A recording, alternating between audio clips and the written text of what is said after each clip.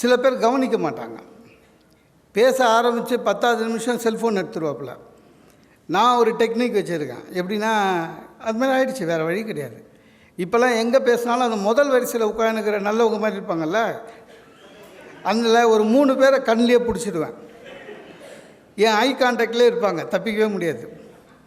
ஏன்னா மீதி பேர் எப்படி இருந்தாலும் கவலை இல்லை, அவங்கள பார்த்தே பேசின்னு இருப்பேன். அதுலேயும் சிக்கல் வரும். ஒருத்தர் பார்த்தார், அவர் என்னோட புத்திசாலி, என்ன நம்மளே பார்க்குறான்னு செல்ஃபோன் எடுத்து அவர் பாட்டு முடிகிற வரையும் சார் 1 ஹவர் பேசுகிறேன், 1 ஹவரும் அவர் அப்படியே பண்ணிட்டு இருந்தார். டென்ஷன் ஆகிட்டேன். முடிஞ்சவொடனே கீழே போயிட்டு அவர் வெளில போகிறாரு. பிடிச்சேன். சார் உங்கள் செல்ஃபோன் நீங்கள் எப்போ வேணாலும் யூஸ் பண்ணலாம், தப்பு இல்லை.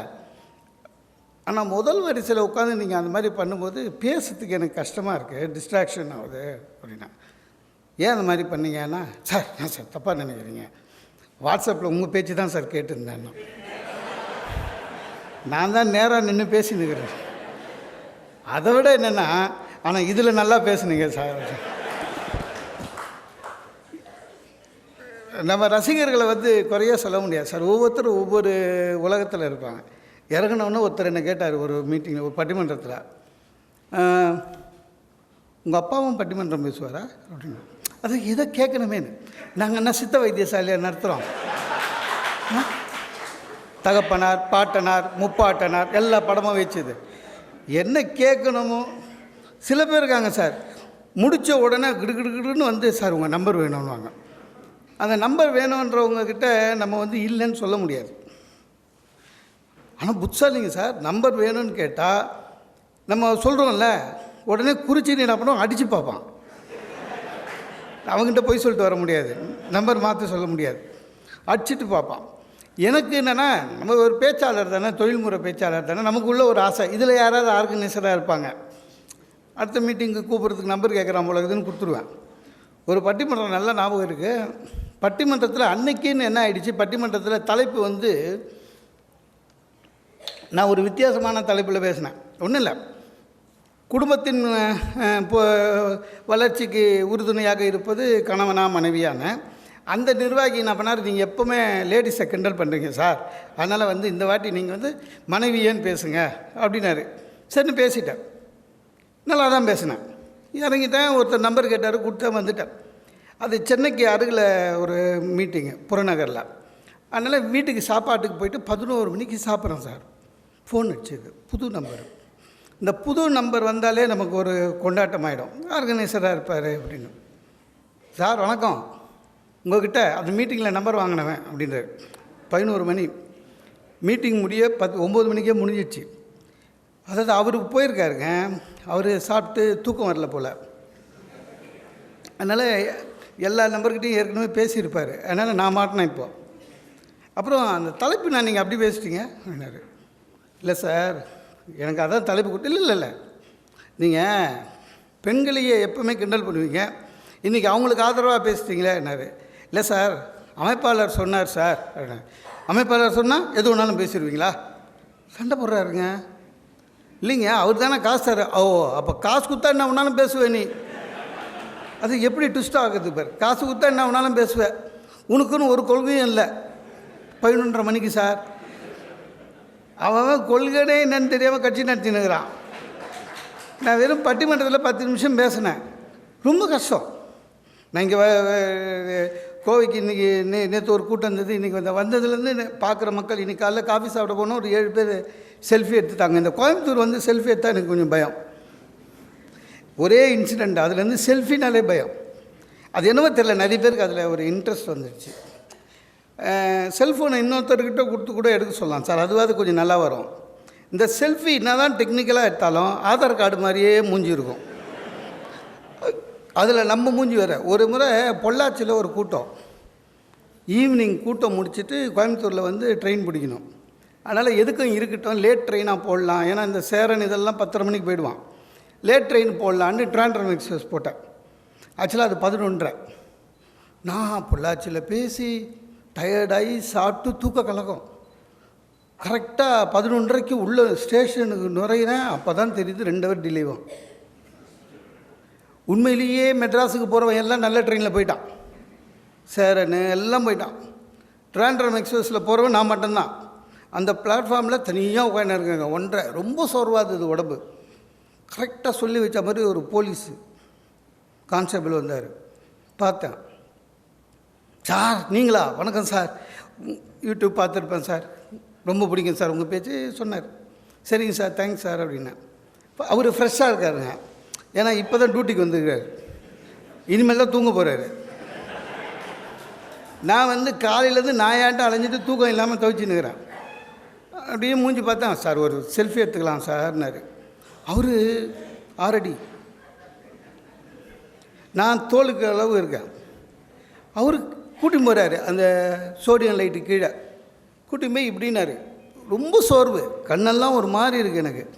எப்படியும் ஃபோட்டோவில் நல்லா இருக்க போகிறதில்ல. சரி ஃபோட்டோவில் தான் நல்லா இல்லை, நிற்கிறதாவது கொஞ்சம் ஸ்டைலாக நிற்கலான்னொன்னே சுவாமி விவேகானந்தர் ஞாபகம் வந்தார். நீங்கள் நிறைய பேர் பார்த்துருப்பீங்களா, சுவாமி விவேகானந்தர் இப்படி நிற்பார். அந்த மாதிரி நிற்கலான்னு அந்த மாதிரி நின்னேன். ஒரு வார்த்தை சொன்னார் சார் அவர். என்ன சார் அக்யூஸ்ட் மாதிரி கை கட்டி நிற்கிறார், கையை கீழே விட்டு ஃப்ரீயாக நில்லு சார்னு. அன்னிலேருந்து யாராவது செல்ஃபினாலே எனக்கு உதவும்.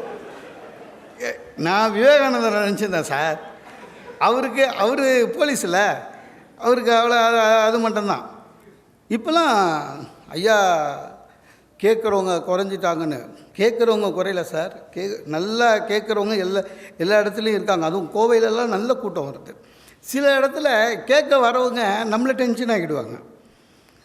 ரசிக்கிறாங்களா இல்லையா ஒன்றும் தெரியாது. ஒரு பக்தியாக பேசி ரொம்ப நாள் ஆச்சுன்னு ஒரு கோயிலில் பேசினேன் சார். திருவாசகம் படிச்சுட்டு போனேன். அங்கே போய் ஏமாற்ற முடியாது. அதுலேயும் 7 நாள் திருவாசகம் நான் ப்ரிப்பேர் பண்ணிவிட்டு போனேன். என் ஃபஸ்ட்டு அட்டம்ப்ட்டு திருவாசகம் சொல்கிறது. லெஸ்ஸில் சிவன் கோயில் போனேன். முதல் நாள் 30 பேர் தான் வந்திருந்தாங்க. மொத்தமே 30 பேர் தான், 100 சேர் போட்டுருந்தான். திருவாசகம் சொல்ல ஆரம்பித்த 10வது நிமிஷம் ஒரு லேடி பாட்டிமா, ஒரு 70 இருக்கும் வயசு, நேராக வந்து முதல் வரிசையில் உட்காந்து. சரி உள்ளூர்காரங்க போல் இருக்குதுன்னு பேசினேன். நம்ப மாட்டேங்க சார், ஒரு 2 பாட்டு சொன்ன பிறகு திருவாசகத்தில் அந்த அம்மா பார்க்குறேன் அழுவுது. எனக்கே ரொம்ப சந்தோஷமாயிடுச்சு. திருவாசகத்துக்கு உருகார், ஒரு வாசத்துக்கு முருகார். அதுவும் நான் திருவாசகம் சொல்லி அதை கேட்ட ஒருத்தருக்கு கண்ணீர் வருதுன்னா வள்ளலாரை விட அதிகமாக மகிழ்ச்சி அடைஞ்சவன் நான் தான். பார்க்குறேன் அழுவுது. எல்லோரும் அதை வேடிக்கை பார்க்குறேன். நம்மளை விட்டாங்க. யாராவது திடீர்னு அழுதாக்கா அவங்களே பார்ப்பாங்க தெரியுமா. அழுவுது. இன்று இத்துடன் நிறைவு பெறுகிறதுன்னு சொன்னோன்னே எழுந்து விறுவிறுன்னு போயிடுச்சு. அடுத்த நாள் அதே மாதிரி தொடங்கின 5வது நிமிஷம் வந்தது. முதல் வரிசையில் உட்காரோம், 5 நிமிஷத்தில் ஆட ஆரம்பிக்கும், போயிடும். 6 நாள் ஆயிடுச்சு சார். 7வது நாள் கடைசி. எனக்கு முதல் நாள் வந்த 30 பேர் அவங்க போய் கூட்டின்னு வந்து ஒரு 100 பேருக்கு நிறைஞ்சிச்சு. அது மகிழ்ச்சி. ஆனால் எனக்கு ஒரே ஒரு கவலை, இந்த பாட்டிமா அழுவுறது. ஏன் தான் அழுவுது அப்படின்னு. அன்றைக்கி என்ன பண்ணேன், பேச ஆரம்பிக்கும் போது வந்து உட்காந்து நிறுத்திட்டு ஸ்பெஷல் பர்மிஷன் ஆடியன்ஸ்கிட்ட போய் கேட்டுட்டு கீழே இறங்கினேன். அந்த அம்மாக்கிட்ட, டெய்லி வரீங்க, ரொம்ப மகிழ்ச்சி. அது என்ன நான் திருவாசகம் சொல்லும்போது அழறீங்களே, உங்களுக்கு திருவாசகம்னா ரொம்ப பிடிக்குமா? நான் அவ்வளோ நல்லா சொல்கிறேன். நான் இல்லைப்பா, என் ஆடு செத்து போச்சு அப்படின்ச்சு. ஆடு செத்துடுச்சா? ஆடு செத்துறதுக்கு எதுக்கு இங்கே வந்து அழுதுனுக்கிற டெய்லின்னு? அது இல்லைப்பா, முதல் நாள் வந்தேன், நீ திருவாசகம் பாட்டு பாடுற மாதிரி சொன்ன, உன் தாடை அசைதுல, அதை பார்த்தோன்னே என் ஆடு ஞாபகம் வந்துச்சு. அதாவது திருவாசத்துக்கு உருகாரெலாம் இல்லை, என் தாடையை பார்த்தோன்னே அந்த அம்மாவுக்கு அந்த ஆடு செத்து போனது ஞாபகம் வந்துருக்குது. ரொம்ப கஷ்டம். நான் இந்த நகைச்சுவை மன்றத்தில் இருக்கிற நிர்வாகிகள் எல்லோரையும் மனதார பாராட்டுகிறேன். ஏனென்றால் இன்றைக்கி எல்லாருமே டென்ஷனில் சுற்றிட்டுருக்கோம். இவங்க வந்து ஒரு அமைப்பாக அமைச்சு ஒவ்வொரு மாதமும் யாராவது ஒரு பேச்சாளரை கஷ்டப்பட்டு கூப்பிட்டு வந்து உங்களுக்கு வந்து அனுமதி இலவசம்னு சொல்லி அந்த மகிழ்ச்சியை உங்களுக்கு தருகிறார்கள். ஆகவே தயவுசெய்து அந்த நிர்வாகிகளுக்கு ஒரு அரங்கம் நிறைந்த கைத்தட்டு.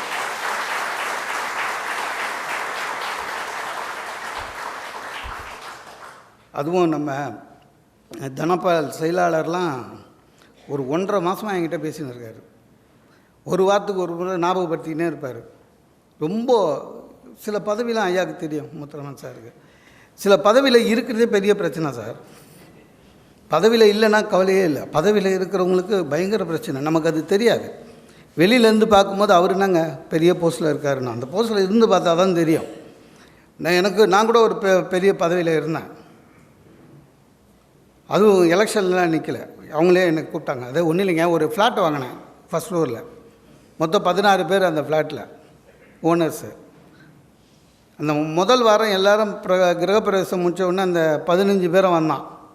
வந்து என்கிட்ட வந்து, சார் ஃப்ளாட் அசோசியேஷன் வைக்கணும், ஓனர்ஸ் அசோசியேஷனு, நீங்கள் பேசாமல் நீங்கள் தலைவர் ஆகிடுங்கண்ணா. நீங்கள் அப்படின்னா எங்களுக்கெலாம் வேலை இருக்குது சார் அப்படின்னா. அவன் முடிவு பண்ணிட்டான், நம்ம தான் ஒருத்தர் வேலை இல்லாமல் வெட்டி வச்சு பேசிட்டு இருக்கிறோன்னு. அது கொஞ்சம் சபலம். ஏன்னா ஒரு பதவி சும்மா வருமா? சும்மா வருது.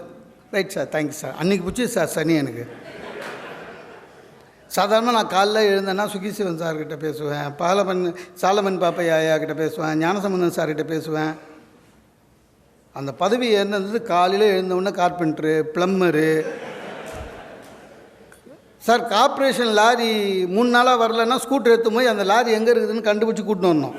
எல்லா வேலையும் செஞ்சேன். ரொம்ப டென்ஷனு.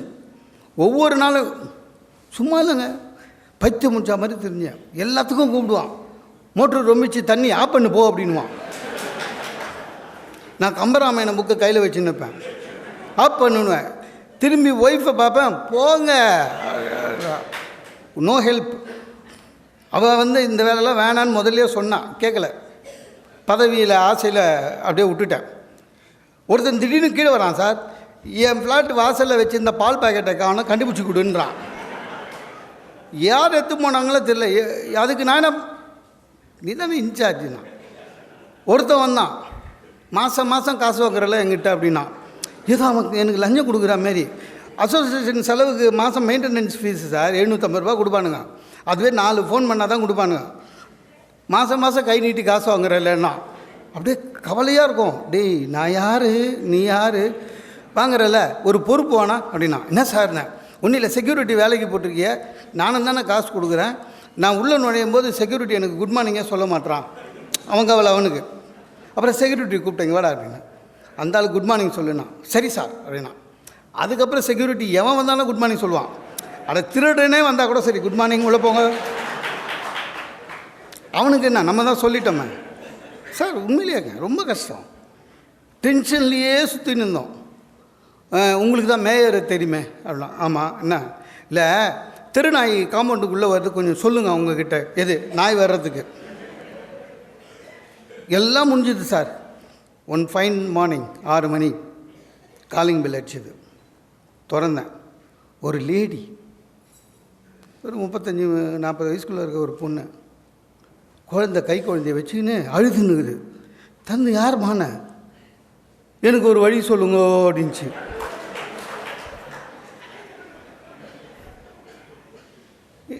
எனக்கு ஒரு வழி சொல்லுங்கன்னு பயந்துட்டேன். நீ யாருமான, அழுதுனா இருக்கு, ஒன்றும் சொல்ல மாட்டேது, எனக்கு ஒரு வழி சொல்லுங்கன்னு உள்ள வந்துச்சு. திரும்பி பார்க்குறேன், என் ஒய்ஃபு. எனக்கு ஒரு வழி சொல்லுங்க. இது என் ஒய்ஃபு அப்படியே பார்த்தா 2 நிமிஷம் நின்று நேராக பெட்ரூமில் போய் டமால்னு கதவு சாத்துறா. அதுக்கப்புறம் இந்த பொண்ணு சொல்லுது அண்ணா அப்படின்ச்சு. அந்த அண்ணாவை கேட்டு திறக்கும் போதே சொல்லியிருக்கவானா, அவள் காதில் விழுந்ததா இல்லையா அண்ணான்னு சொன்னது. நீ யாருமா அப்படின்னா, நான் வாட்ச்மேன் சம்சாரங்கஞ்சி. இப்போ என்னத்துக்கு வந்த காலையில் என்ன இல்லைங்க, நீங்கள் சம்பளம் கொடுக்குறீங்க, அவர் குச்சிடுறாரு, வீட்டு செலவுக்கு காசே தரமாட்டுறாரு, இனிமேல் நீங்கள் சம்பளத்தை என்கிட்ட கொடுங்கன்னு. நான் சொன்னேன், அந்த மாதிரி கொடுக்க முடியாது. யார் வேலை செய்கிறாங்களோ அவங்ககிட்ட தான் சம்பளம் கொடுப்போம். ஒன்று செய், 1ஆம் தேதி அவனுக்கு சம்பளம் கொடுப்பேன், சாயங்காலம் 5 மணிக்கு. நீ 5 மணிக்கு வந்துடு, உன் எதிர்க்கே காசை கொடுக்குறேன், அச்சு பிடிங்கிட்டு, சரியா போ அப்படின்னா. போயிடுச்சு. அப்பா ஒரு தலைவலி முடிஞ்சதுன்னு திரும்பினா ஒய்ஃபு கதவு திறந்து வரா. ஒரு கையில் சூட்கேஸு, ஒரு கையில் பையன். எனக்கு ஒரு வழி சொல்லுங்கண்ணா. அதுக்கப்புறம் விட்டேன். அன்னியோட அந்த பதவி ராஜினாமா பண்ணிட்டேன். ஏன்னா சார் புத்தர்கிட்ட ஒருத்தர் கேட்டாருங்க, மகான் உங்ககிட்ட ஒரு சின்ன கேள்வி, இந்த உலகத்தில் நல்லவர்கள் யார், கெட்டவர்கள் யார்? புத்தர் அற்புதமாக சொன்னார், மற்றவர்கள் துன்பத்தை போக்க முயற்சி செய்பவர்கள் எல்லோரும் நல்லவர்கள். மற்றவர்கள் துன்பத்தை போக்க முயற்சி செய்கிற எல்லோரும் நல்லவர்கள். மற்றவருக்கு துன்பம் தரலாம் என்று நினைக்கிற எல்லோரும் கெட்டவர்கள். அவ்வளோதான், ரெண்டே வழி தான். அந்த மாதிரி பார்த்தீங்கன்னா கோயம்புத்தூரில் இருக்கிற உங்களுடைய துன்பத்தை ஒரு அவராது போக்குவதற்காக முயற்சி செய்கிற இந்த நகைச்சுவை மன்றத்தில் இருப்பவர்கள் எல்லோரும் உண்மையிலே நல்லவர்கள், ரொம்ப நல்லவர்கள். இப்போ நாடு என்ன மாதிரி ஆயிடுச்சுன்னா, வாங்க சாப்பிட்லாம், வாங்க தூங்கலாம், வாங்க படிக்கலாம், இப்படிலாம் சொல்லி சொல்லி இப்போ எந்த லெவலுக்கு வந்திருக்கோம், வாங்க சிரிக்கலாம். அப்படின்னா என்ன அர்த்தம்? எதுக்கு கூப்பிடுவோம் சார்? நான் பேசுறது பின்னால் கேட்குதா? இல்லை, அந்த ஏரியா சைலண்ட்டாக இருக்குது.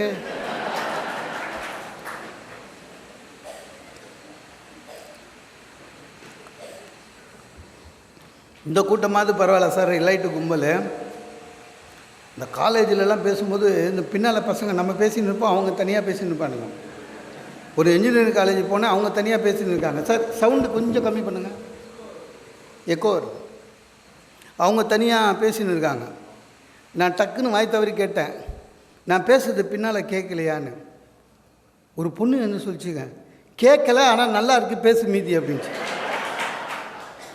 முன்னால் இருக்கிற ஒரு பையன் சொல்கிறான், நான் அப்போவே சொல்ல பின்னால் போய் உட்காரலான்னு. சார் இப்போது நம்மக்கிட்ட இருக்கிற ஒரு பெரிய மன வருத்தம் என்னென்னா, சிரிப்பை குறைச்சிட்டோம். சில பேர் சிரிப்பை மறந்துட்டோம். அதனால தான் இப்போ வாங்க சிரிக்கலான்னா இவ்வளோ பேர் வந்துக்கிறீங்க. நான் வரும்போது கூட நம்ம நண்பர்கிட்ட கேட்டேன், தனபால்கிட்ட, அந்த ஆடிட்டோரியத்துக்கு பஸ் வசதி இருக்கா, சாதாரண பிரயாணிகள் வர முடியுமா? இல்லை சார், கஷ்டம், ஆட்டோவில் வரணும், அதை செலவு பண்ணி வரணும். இலவசம்தான், ஆனால் வரும்போது செலவு பண்ணி வர அளவுக்கு தான் இந்த ஆடிட்டோரியம் இருக்குது. ஆனால் இவ்வளோ இருந்தும் நீங்கள் இவ்வளோ பேர் வந்திருக்கீங்கன்னா என்ன, மறந்துட்டோன்னு அர்த்தம். சிரிக்குது, அங்கே போயாவது ஒரு அரை அவர் சிரிக்கலாமேன்னு. சார் சிரிப்பு சேனல் டிஆர்பியில் 2 இருக்குது சார். அப்படின்னா என்ன அர்த்தம்? நிறைய பேர் அதை தான் பார்க்குறாங்க. ஏன்னா வாழ்க்கையில் சோகம் இருக்கோ இல்லையோ, இவனே சோகமாக்கிறான் உடம்பு. நீங்கள் சிரித்த மூஞ்சோடு இருக்க ட்ரை பண்ணுங்கள் சார், சிரித்த மூஞ்சோடு இருக்க ட்ரை பண்ணுங்கள், எல்லாருக்கும் உங்களை பிடிக்கும். நீங்கள் ஒரு பேங்க்கு போகிறீங்க வச்சுங்க, ஒரு 4 கிளர்க்கு இருக்கும். சிரித்தா மாதிரி வேலை செய்கிற கிளர்க்கை பார்த்தா எல்லா கஸ்டமரும் அவங்ககிட்ட தான் போவாங்க. சிரித்த மூஞ்சிவேன், நல்லவன் அப்படின்வாங்க. நல்லவன் வேறு சொல்லுவாங்க சார். ஆக்சுவலாக அவன் தான் திருடனாக இருப்பான், அது வேறு விஷயம். அது 5 வருஷம் கழிச்சு தான் தெரியும். அது சிரித்த மூஞ்சோடு இருக்கணும். நீங்கள் அப்படி தான் இருந்தால் தான் நல்லது. இப்போ ஒரு டாக்டர்கிட்ட போகிறோம், டாக்டர் என்ன பண்ணுறாரு, சிரிச்சின்னா வாங்க உட்காருங்க, ஒன்றும் இல்லை அப்படின்னா நம்ம என்ன ப்ராப்ளம்னு சொல்கிறோம். சொன்ன பிறகும் ஒன்றும் இல்லை, இப்போ எல்லாருக்கும் வருது, குணமாக்கிடலாம் அப்படின்னு சிரிச்சா மாதிரி சொன்னால் தான் வரவனுக்கு வருத்தம் இல்லாமல் இருக்கும். இப்போ பேஷண்ட் உட்கார்ந்தவுடனே அவனையும் உம்முன்னு பார்த்துருந்தாரு வச்சுக்கோ, அவன் பயப்படுவான், தலைவன் கிட்னிக்கு ட்ரை பண்ணுறான் போல இருக்குன்னு. இப்போ சிரிப்பை என்ன பண்ணிட்டோங்க, மரபாக மாற்றிட்டோம். நம்ம தான் எல்லாமே சிரிப்புனாலே அது மரபாயிடுச்சு. என்ன மரபு? யார்கிட்ட எவ்வளோ சிரிக்கலாம், நம்ம மூளை நமக்கு உள்ளே ஃபீட் பண்ணி வச்சுருக்கோம். ஃப்ரெண்டு நல்லா சிரிக்கலாம், அப்பா சிரிக்கக்கூடாது, அம்மா லைட்டாக சிரிக்கலாம், ஒய்ஃபு ஜாகிரதையாக சிரிக்கணும், இல்லை மேனேஜர் வேறு வழி இல்லை சிரிக்கணும், எம்டி வழியே இல்லை தலையை ஆட்டினே சிரிக்கணும். ஆயிடுச்சு, எல்லாருக்கிட்டையும் அது மாதிரி ஆயிடுச்சு. இயல்பு போயிடுச்சு. இயல்பு போனவுடனே சிரிப்பை மறந்துட்டோம். சார் இதில் என்ன பிரச்சனைனா, கலகலன்னு சிரிக்காமல் போய் என்னாச்சு, மரபாக மாறினவுடனே இயற்கையாக சிரிக்கிறவனே மாட்டிக்கிறான். இப்போ ஒரு பையன் சிரிச்சா மாதிரியே இருக்கான், கிளாஸ் ரூமில் வாத்தியார் வர்றாரு, அப்பவும் சிரிச்சாவும் வச்சுங்க, முடிஞ்சு போச்சு. என்னடா சிரிப்பு, சேண்டை பார்த்த பெஞ்ச் அப்படின்ட்டு. இப்போ நான் மேனேஜர் உள்ளே நுழையும் போது நம்ம சிரிச்சுன்னு இருந்தால் ஒத்துப்பானா சார் மேனேஜரு? ஒன்றும் இல்லைங்க, ஆஃபீஸில் நடந்த ஒரு சிரிப்பு திடீர்னு வீட்டில் ஞாபகம் வருது, புக்கு படிச்சுன்னே இருக்கோம், ஞாபகம் வந்து சிரிக்கிறோம், ஒய்ஃபு கிராஸ் பண்ணுது, முடிஞ்சிச்சு. என்ன பார்த்து சிரிப்பு? இல்லை இது வேறு, என் நிலைமை உங்களுக்கு சிரிப்பாக போச்சு, நான் வாங்கி வந்த வரோம் அப்படின்னு ஆரம்பிக்கிறான். அதை நீ ஏன்டா சிரிச்சேன்றதுக்காக அழ வைக்கிறதுக்காக ஆரம்பிக்கிறான் நம்மளை. அதை அப்படியே போட்டு அழிச்சிட்டு இனிமேல் வீட்டில் சிரிக்கக்கூடாதுன்னு ஒரு சத்தியம் பண்ணிக்கிறோம். வேறு வழியே கிடையாது சார். நகைச்சுவை மட்டும் இருந்தது வச்சுங்களேன், உங்களை எல்லாருக்கும் பிடிக்குங்க. நீங்கள் ஒருத்தனை திட்டுறதா இருந்தால் கூட நகைச்சுவையாக திட்டினா அவனுக்கு பிடிக்கும். உண்மையிலேயே அதான் ப்ராக்டிக்கலாக. ஒரு ஆள் பொண்ணுக்கு கல்யாணம் பண்ணி கொடுத்துட்டார் சார். கல்யாணம் முடிஞ்சு அடுத்த நாள் மாப்பிள்ளை வீட்டுக்கு வந்துட்டான் சாப்பிட்டு போகிறதுக்கு. அந்த ஆள் பொண்ணோட அப்பா வாசலில் நிற்கிறாரு. ஒரு பிச்சைக்காரன் போகிறான், சாமி ஏதாவது இருந்தால் போடுங்க அப்படின்றான். அவர் பொண்ணுக்கு அப்பா என்ன பண்ணிட்டார், இருந்ததெல்லாம் நேற்று தான் ஒருத்தனுக்கு போட்டேன்னாரு. மாப்பிள்ளை காதில் விழுந்துச்சு சார். நியாயமாக சிரிக்கணும்ல, நியாயமாக கோச்சிக்கணும்ல, இல்லைங்க சிரிக்கிறான். ஏன்? சொன்ன விதம் நகைச்சுவை. ஒரு ஆஃபீஸரு ஒரு போஸ்ட்டில் இருந்தாருங்க, ஒரே வருஷம் 20 கோடி ரூபாய் லஞ்சம் வாங்கிட்டார். 20 crores மாட்டிக்கினார். கோர்ட்டுக்கு கேஸ் போயிடுச்சு. ஜட்ஜி கேஸ் கட்ட பார்க்குறாரு. ஒரே வருஷம் 20 கோடியா அப்படின்னாரு. அவனை, ஐயா நீங்கள் ஆச்சரியத்தில் கேட்குறீங்களா இல்லை ஆதங்கத்தில் கேட்குறீங்களா? ஜட்ஜி சிரிச்சிட்டாரு. கேட்குற இதான் நான் இவர்கிட்ட கூட கேட்டேன், தனபால்கிட்ட, நீங்கள் 6:30 மணிக்கே மைக்கை என்கிட்ட கொடுத்தீங்கன்னா நான் எவ்வளோ நேரம் தான் பேசுறதுன்னு. தனபால் சார் உங்கள் இஷ்டம் சார்னாரு. நான் சொன்னேன், இல்லை 45 நிமிஷத்துக்கு மேலே இயல்பாகவே கேட்குற இது போயிடும். அதனால தான் நம்ம கிளாஸ் ரூம்லலாம் 45 நிமிஷம் ஒரு பீரியட்னு வச்சுருக்கோம். நம்ம பசங்களுக்கு 5 நிமிஷத்துலேயே போயிடும். இல்லை சார், உண்மையிலே உலகத்தில் ஒரு ஆராய்ச்சியில் கண்டுபிடிச்சிருக்காங்க. அமெரிக்காவில் இருக்க ஒரு யூனிவர்சிட்டியில் கவனிக்கிற திறன் ஒவ்வொருக்கும் குறைஞ்சிக்கிட்டே வருது. இப்போ இருக்கிற மனிதர்களுடைய மூளை கவனிப்பது 6 நிமிடங்களுக்கு மேல் அவர்கள் ஒன்றை கவனிக்க முடியவில்லை என்பது தான் உண்மை. 6 நிமிஷம்தான் நம்ம குறைஞ்சிட்டோம். இப்போவே நிறைய பேர், எவ்வளோ பேர் என் கூட ட்ராவல் பண்ணுறீங்கன்னு தெரியாது, சரியா? இருக்கீங்க, அவ்வளோதான்.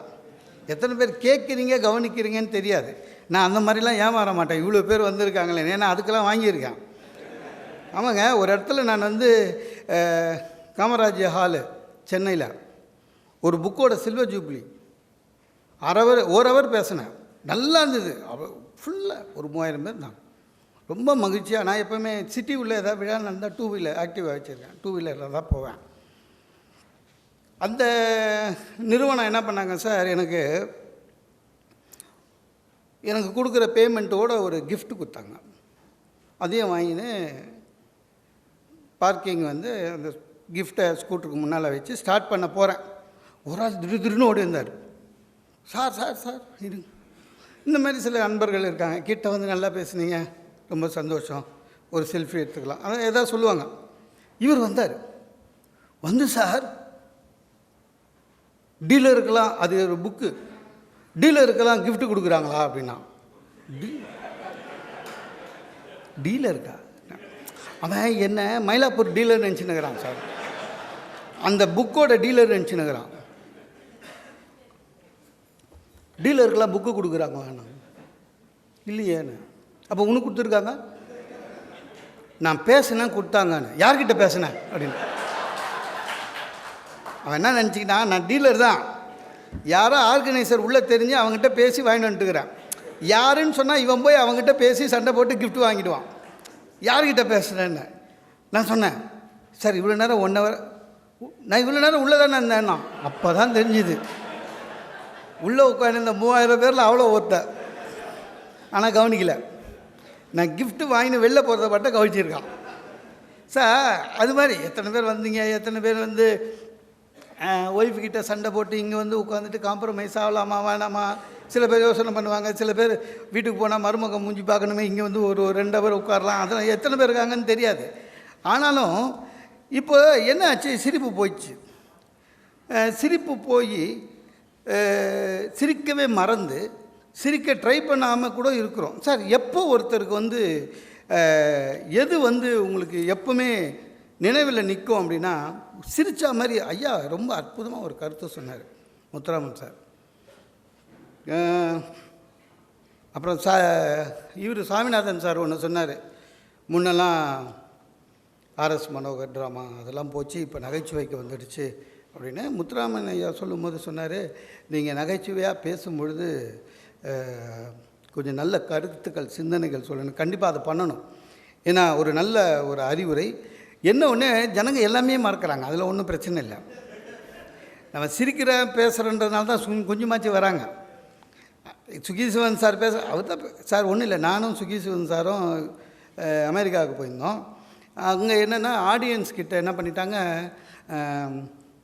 நீங்கள் கேள்வி கேளுங்கன்னு சொல்லிட்டாங்க. ஒரு 20 பேரை செலக்ட் பண்ணி கேள்வி கேட்க சொன்னாங்க.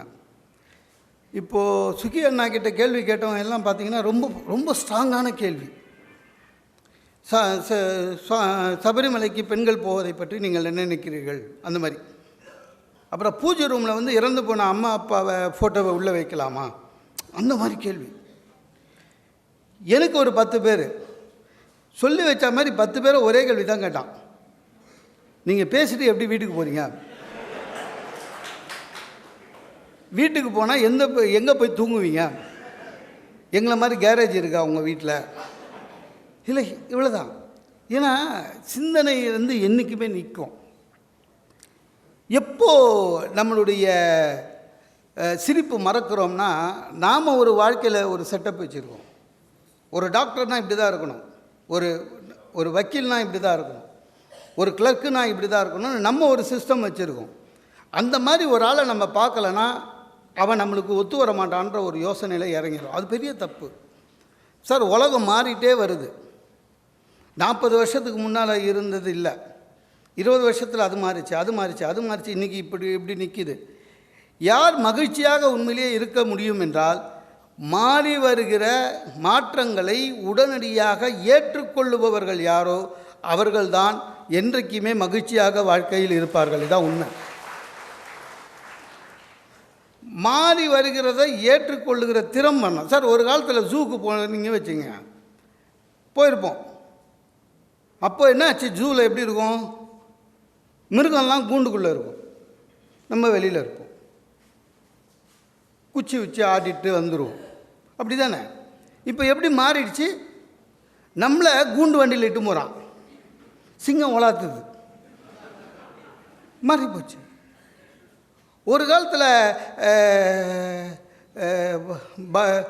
குளிக்கிற சோப்புக்கு லேடிஸை போடுவான் விளம்பரத்தில், சரியா. கார் ஓட்டுறது, பைக் ஓட்டுறது அதெல்லாம் வந்து ஜென்ஸை போடுவான் அட்வர்டைஸ்மெண்ட்டில். சாருக்கு தெரியும், சாமிநாதன் சாருக்கு. இப்போ மாறிடுச்சு. என்னென்னா பைக் ஓட்டுறது எல்லாம் லேடிஸை காமிக்கிறான் சார். ஹெல்மெட் இல்லாமல் ட்ருன்னு போகுது, அப்படி முடி பறக்குது, பைக் வாங்க சொல்கிறான் ஸ்கூட்டியாக. ஜென்ஸுக்கு என்ன பண்ணிட்டான், வீடு வீடாக போயிட்டு உங்கள் டாய்லெட்டு க்ளீனாக இருக்கான்னு கேட்குறான். அது மட்டும் போட்டால் பத்தாது, இதுவும் போடு அப்படின்றான். அப்போ அவன் என்ன பண்ணிட்டான், யாருக்கு எந்த முடிவு பண்ணிட்டான். வீட்டில் யார் யார் எந்த வேலை செய்கிறாங்களோ அதுக்கேற்ற மாதிரி அட்வர்டைஸ்மெண்ட்டை மாற்றுறான். இல்லை, அவன் பேரில் தப்பு இல்லை சார். குரு சிஷ்ய பாவம் போயிடுச்சு. இந்த நாட்டுடைய தாரக மந்திரம் குரு சிஷ்ய பாவம். பள்ளிக்கூடத்தை விடுங்க சார், பள்ளிக்கூடம், கல்லூரி, எதுவாக எங்கே இருந்தாலும் ஆஃபீஸு, இன்க்ளூடிங் கவர்மெண்ட் ஆஃபீஸ், குரு சிஷ்ய பாவம் இருந்துச்சு. ஒருத்தவன் குரூப் 4 எழுதிட்டு படித்தவன் குரூப் 4 எழுதுகிறான், பாஸ் பண்ணுறான், கவர்மெண்ட் ஆஃபீஸில் சேர்றான், சாதாரண அசிஸ்டண்ட்டு.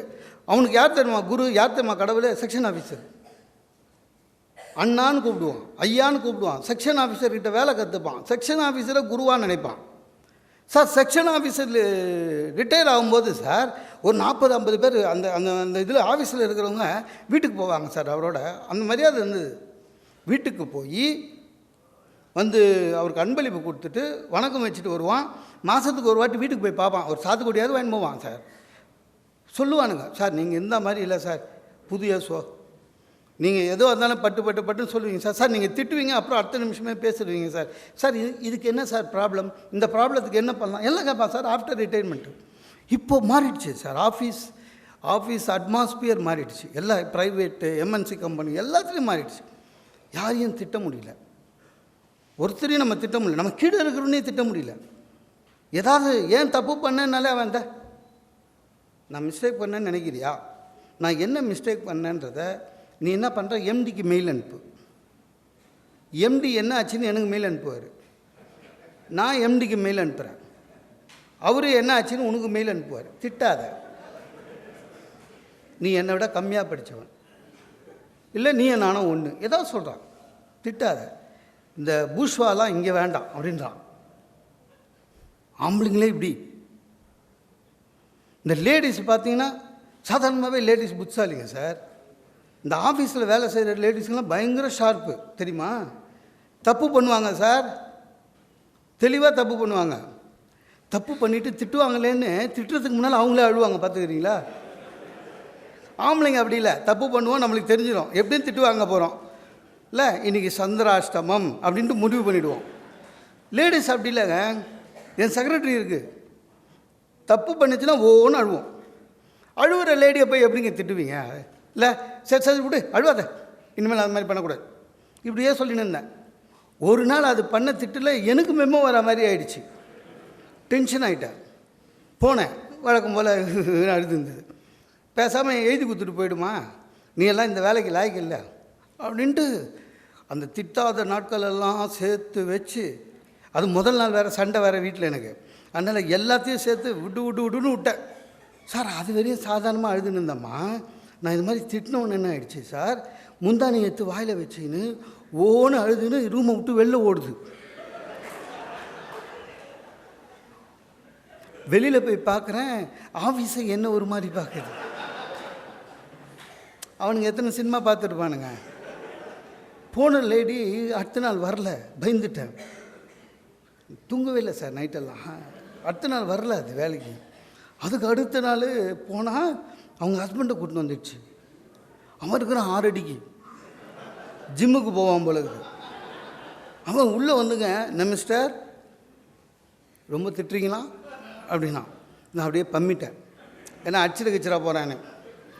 டக்குன்னு எனக்கு ஒரு யோசனை வந்தது, அப்படி அடிக்கணும்னு அவன் முடிவு பண்ணால் நம்ம ஜிஎம்மையும் வலிச்சு விட்டுடலாம், ஏன்னா அந்தால நம்ம தனியாக அடிக்க முடியாது. அதனால் நான் என்ன பண்ணேன், சார் இல்லை சார் ஜிஎம் தான் ரொம்ப ஸ்ட்ரிக்டாக இருக்க சொன்னார் என்ன. அவன் சொன்னான் சார், ஆனாலும் கூட அவன் கண்ணில் பார்க்குறேன், அதில் ஒரு ஆனந்தம் தெரியுது. என்னால் தான் வீட்டில் திட்ட முடியல, நீயாவது திட்டு.